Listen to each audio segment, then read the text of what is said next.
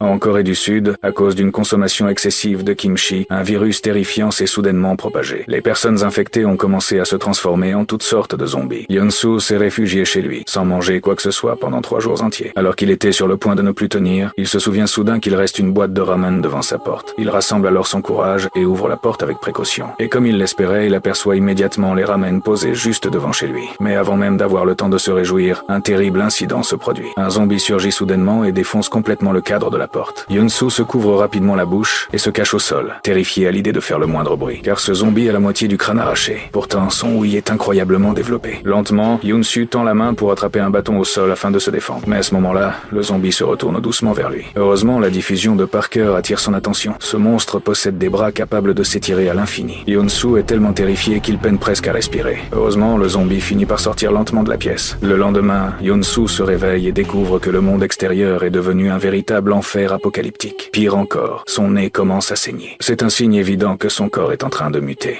Yeon-soo a toujours été quelqu'un de très peureux. Il refuse absolument de devenir un monstre. Alors il ouvre la fenêtre, prêt à mettre fin à ses jours, mais juste à ce moment-là, il aperçoit une scène à laquelle il ne s'attendait pas. Un père s'apprête à descendre en rappel depuis le toit de l'immeuble pour chercher de la nourriture, car son enfant n'a rien mangé depuis toute une journée. Mais alors que l'homme passe à l'action, un zombie aux yeux gigantesques s'approche discrètement de lui.